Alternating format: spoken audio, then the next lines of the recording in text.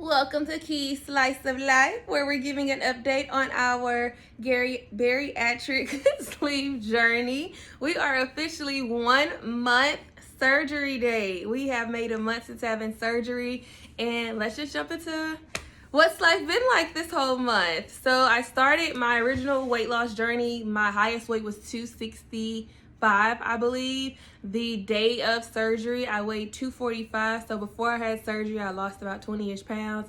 But that definitely was me utilizing additional resources or whatever. But I didn't feel the weight leaving, nor did I see it. And I just knew that it was going to take a lot longer for me to get to the goal that I actually had in mind. So bariatric gastric sleeve surgery was the best next step. And so since then, I have lost some weight. And I've been hearing from a lot of people that they can see it in my face or whatever. At first, I didn't see it until I did like a literal side-by-side comparison. And I feel like my cheeks thus far has like slimmed down a lot. My neckline seems a little slimmer or whatever. So shout out to the surgery. My current weight though, because this is what we're waiting for, it took me a month. And I am down to 225.7. And I'm counting every point that comes with the weight that I'm gaining and or losing. So I'm ecstatic to have lost 20 pounds this month. It has not been easy. Obviously, like the pre and post-op diet obviously helped with the weight loss, considering that my calories, my intake is definitely reduced or whatever, but still being mindful of what it is that I'm consuming. So I want to say at my 2-week visit, I was authorized to have soft foods and also authorized to work out. And if you know me, like, I'm not like your super fit workout girly, but I do enjoy working out and I also enjoy running. So the first thing I did was run. And I've been able to get 3 miles in. I want to say 3 or 4 times, but it's currently freezing in Dallas. So you will not catch me outside trying to run because I ain't that type of runner. I ain't there yet. So I'll just stick to the gym. And I just recently started picking up weights. I'm definitely not overdoing it, but still trying to regain that muscle mass because your girl done lost some of it, and that's perfectly fine, but we got to build that back up. So that is the first portion of my update. Definitely excited for the weight loss within itself because obviously the purpose of having a surgery is to lose weight and to be able to see it and also to have other people notice it or whatever. At first, honestly, like I said, I didn't notice it. Everyone else was telling me like, oh, like your face is getting slim. Oh, you're getting smaller. I'm just like, shit, the scale ain't saying nothing.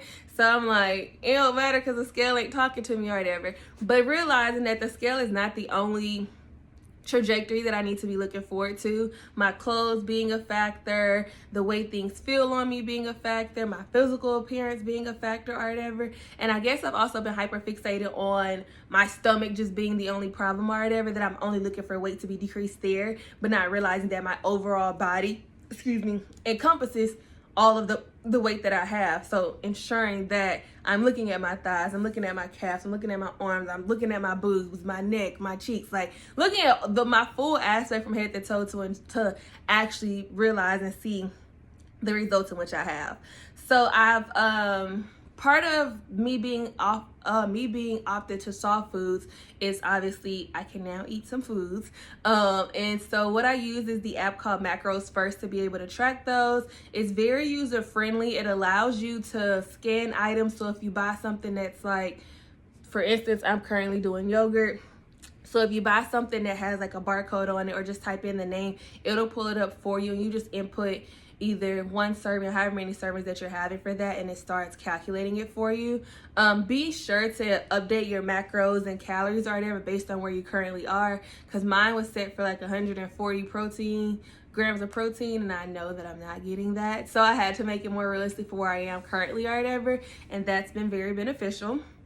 My scale, which I ordered off of Temu, comes with an app called Okok.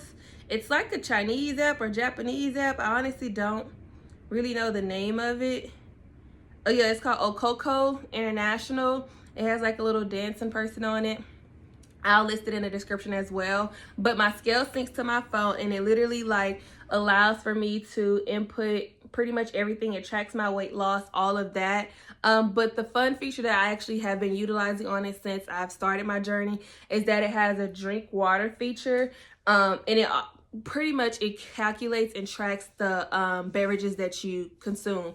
So if you're drinking, it literally has almost everything. So it has water, milk, coconut milk, yogurt, soy milk, almond milk, soup, oat milk, coffee, decaffeinated, protein powder, and fruit juice. So I literally include all of my beverages that I have. So if I'm having soup, because that's considered a liquid for us, I put that as part of something that I'm consuming. If I have fruit juice, however many ounces of juice I pour, I put that in there, because the liquids are also what matter for us, because we don't want to be dehydrated or whatever. And ideally that's what happens. If you're not consuming enough water or not consuming enough liquids, then you dehydrate your body or whatever. So the fact that we're not eating as much, neither are you drinking, you can kind of send your body into failure, and we don't want that. So keeping track of the amount of liquids that I'm consuming has been very beneficial for me, because I kind of know like if I need to drink more, because sometimes I'm not always in that thirsty feeling, or I don't always feel the urge to drink or whatever. But that's, you have to get into the habit of just doing it, quite frankly. And I've gotten into I've tried, let's just say, so many different ways to consume my water. And I guess that takes me to the next segment, is my water intake. I hate regular water now. I cannot drink water that is not flavored anymore.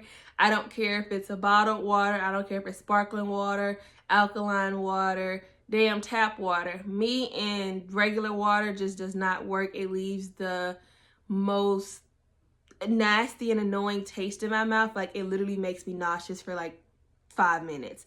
So I have to like chew some gum or like just switch up the whole taste of my mouth for me to feel fine again, which really sucks, but that's just kind of where I am. My friend bought me the circle that you sip out of. At first it was pretty cool because you get a new, you get the flavored water or whatever, but I don't like that either, because I don't like sucking. And technically we're not supposed to have straws for a while or whatever, but that, I feel like, to me is even worse, because I'm having to suck for it. So I feel like I'm still consuming air, which could still make me gassy. I've drank out the bottle, which I prefer, honestly, drinking out the bottle, but just carrying a bottle, like carrying one bottle around and then having to like drink it and sip throughout the day. Sipping is just so hard, because when you're taking like gulp, or when you're sipping or whatever, it's annoying, because it's like, okay, 1 sip, 2 sip, like trying to make sure that I'm getting enough within that one setting of me just drinking or whatever. It's kind of annoying, but it's also just the best way to kind of consume the water. I do have this cup that, honestly, I can't tell you where I got it from, but this week it has been my saving grace. It does have a straw inside of it, but it's not straw-like. It's more sippy cup-like. So when I pull up on it or when I drink on it, it doesn't give me as much air or whatever, and it's honestly an easier flow for me to drink. So if I do want to drink or am in the mood for drinking or whatever, I just put my water in here, and it holds about a bottle. Yeah, it holds about a bottle of water or whatever. So this is also kind of how I track it, because if I just pour one bottle in here, then I'm good to go. And I just drink that throughout the day or whatever. And my goal is to get at least 64 ounces of water.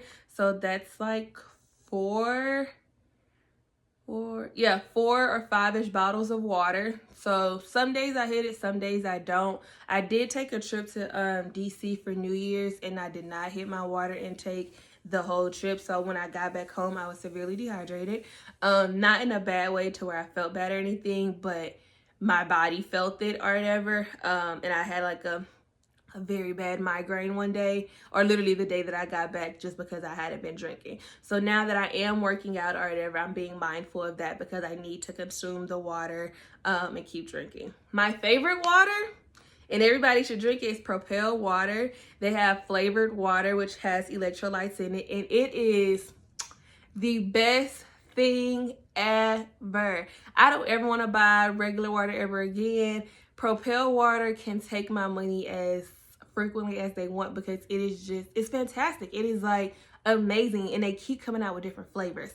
The first pack I got, I think, was like the blue and orange pack. That one was good. Then I tried the one that had like I think it's like the orangish pack. I don't know the names of them, but they each have 3 different flavors in them, and they're all to die for. And I got a new pack this week, and I thought it was the orangish pack that I had, but this got whole new flavors. This one got watermelon, peach, and some raspberry flavor. When I tell you, this makes me want to drink my water because it's flavored and it tastes good. I've heard the protein water was decent, but it wasn't too tasty. And I ain't buying nothing that I know that I'm not going to enjoy. So I'm gonna leave that where it's at. But I am gonna say Propel water. This ain't sponsored, but honey, y'all will always get my money. When it comes to me drinking some water, you can have it because it's delicious. Like, it tastes so good. It's so smooth. When it's cold or room temperature, it is devourable. So definitely, if you're on a journey or if you're just looking for ways to have more of a water intake, Propel water is it. Get you some. Next, my protein intake. I am over protein shakes. Let me say it again. I am over drinking protein shakes. Everybody says it, and I didn't believe it at first. I was like, well, I enjoy them now. Like, why would it be so bad? And I didn't even realize that during your 2-week pre-op diet, you're literally drinking protein shakes 3 times a day for 2 weeks. Then you get out of surgery and you're drinking protein shakes all day for another 2 weeks. So after a whole month of drinking protein shakes, the last thing you want to do is drink another protein shake. So I've been having to get a little creative with my protein intake. I said it in like my first video that I posted or whatever, but the VitaLife, I believe is what it's called, collagen with the blue, it's a blue container or whatever, that has 18 grams of protein in it and it's flavorless. Though when you mix it with your water, because that's what I got mixed with my Propel water, it does have like a small aftertaste, but it doesn't make it like bad, or it doesn't like change the flavor that much to where you don't want it at all. So my steal, or my hidden gem, is I put it in my waters. So every bottle of water that I'm consuming, I'm throwing a scoop in there, because if anything, I'll get more protein than I need versus not getting enough. As well, I did buy Isopure protein. That was unflavored too. It's thick as hell. It is not. I was looking for the same consistency and the same texture that the VitaLife had, and it is completely opposite. The Isopure protein is literally like Premier protein powder, the same thickness and all. It does not mix well in soup. I had my mind set on me having some broccoli cheddar soup for dinner one day, and I was like, well, let me add my protein in it because that's what I normally do. But I was out of the VitaLife, so I was like, well, let me just use this new one that I bought. It turned my damn soup into porridge. It was thick. It was nasty. I was so pissed off because I strained my soup because I don't eat like the broccoli pieces or anything yet. Like, I'm still trying to just get through small bits or whatnot. Couldn't even strain it. Could not strain it. It was just so thick and so nasty. So I did speak to my dietitian yesterday, and she said try putting it in my yogurt, which I did this morning, and it's still thick, which yogurt is or whatever, but it did give it a smoother texture when I mixed it, and it doesn't taste as bad. You know, Greek yogurt already has like its own like weird taste, so it doesn't give it like a bad taste or anything like that. And that one does have 28 grams of protein. So my goal for utilizing the Isopure is to possibly put it into my yogurt, or put it into something that's like already custardy in a sense, so where it doesn't change the texture too much, versus me trying to put it into something liquidy like soup and then making it thick. That's what I don't want, and that's what I don't like. So also being able to now consume regular foods is trying to eat some of my protein now versus, you know, trying to consume it protein shake wise or protein alternatives. But the only thing with that is, since my stomach is smaller, I'm not able to consume whole meals. So when I was in DC, I ordered, being big-eyed and knowing I wasn't gonna eat all this food, I ordered me a mahi fish. It was like maybe a little 2-ounce, 3-ounce piece of fish, side of green beans, side of spinach. I ate one piece, like one forkful of the mahi, 2 scoops of the spinach, and like maybe 2 green beans. And I was full. Granted, that meal possibly came out to like maybe 20 or 30 grams of protein. my 1 to 2 scoops of eating didn't allow me to even obtain 2 grams of protein from it. So with that, being more mindful about like the things that you are eating so that you are being protein focused or whatever, or even just like spacing your meals out to where you're getting at least half of whatever it's consuming. My favorite thing is the pouch tunas. And they now tell you how many grams of protein are in them. So they come between like 13 or 16 grams. I can eat 1 in a day, but I can't eat 1 in one setting. So what I've been doing is like, I'll put it in like a little small bowl or whatever, and I'll eat what I can for the first setting. And since it's not a warm or cold food, I just like stick it in my fridge or stick it in my microwave. And then when I need it for my next meal, I'll just finish it out that way. That way I still consume the full 16 grams of protein or whatever versus it going to waste or me throwing it away. That's been the only food that I've been able to like split in half and eat on a later basis. Everything else is just, it's kind of hard because either you have something that's cold and it has to stay cold, or you have something that's warmed and you have to keep reheating it. And no one wants to keep reheating food just to be able to consume it. And I haven't started cooking just because like I don't know what I want to eat yet or how to eat essentially or whatever. So I'm still in that process of like learning myself or whatever. So this week honestly is purposely for me to like try to be creative with getting my protein, and then also seeing what foods will help me best get that protein goal as well. So overall, I can say the surgery for me has been like a 10 out of 10. I've lost 20 pounds within my first month, so I can't wait to imagine what I look like when I hit my first year, or when I hit 6 months, or really 3 months, because my birthday is in March. And I did this all because I didn't want to go into 30 with the body I had at 20. So my goal honestly is to be very physique-wise appealing to myself for my 30th birthday. But overall, like, I'm just excited to see what the journey has in store for me in general. I know I was late with making this video as well as providing updates, but I promise to do better. What else?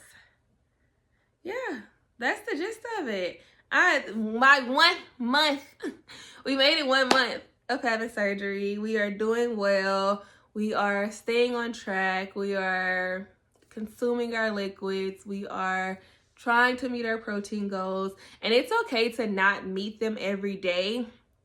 Try again tomorrow. Like, don't beat yourself up over it. Every day is not going to be a perfect day. Every day is not going to be a good day. Give yourself grace because you had surgery. Your stomach is new. You are new. Who you are now is not who you were before surgery or whatever. So giving yourself grace for where you are and where you're going, and then taking those baby steps to get there, is going to be the overall reason for your success with having the surgery. They say in month 2, well, week 3, honestly, and then like month 3-ish is kind of when you hit a plateau of like your weight loss or whatever, that the scale may stop dropping. So you have to, focus truly on what your physical look like, what your physique is changing like. So being mindful that like the scale is not the only victory. Your clothes are a victory. Your physical appearance is a victory. People's physical views of you are your victories or whatever. So don't just rely on one thing to be your main resource of knowing that you're succeeding or not succeeding or whatever. Like, take the time, look at yourself, own yourself, get in that mirror naked, do a 360, look at the dimples, the rolls, the humps, the lumps, and the dumps, and be like, okay, that roll gone today. That dimple ain't there no more. Take heed of your body and understand, like, you're a work in progress. It's going to take time. Own it, understand it, love the journey, love the process, love who you are becoming, love who you are now. Because if you don't love you now, you ain't gonna love you then. Like, you ain't gonna love the new you if you don't love you now. Like, self-love is like positive. Self-love is like, honestly, the best thing that you can ask for. And people say, yeah, oh, well, my favorite thing that people told me before surgery is, well, you're not that big, or you're not ugly. I ain't never said I was fucking ugly. I just said I wanted to lose some weight, and I'm tired of attempting to do it on my own. Like, people defining overweight or being heavy with your physical attributes, space card ain't never declined. I ain't never say I was ugly. And 9 times out of 10, most women who are bigger don't lack self-confidence. Let's keep it a buck. Don't lack self-confidence. So I don't need your validation to tell me like I didn't need to get weight loss surgery because I was already pretty. I'm pretty then, I'm pretty now, and I'll be pretty when I lose these fucking 40 pounds. Like, pretty ain't never stopped nothing.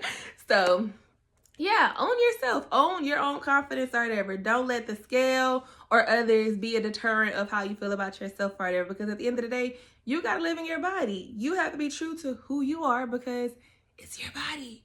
Own it. Be you. Do what's best for you. And that's it. Have a great day.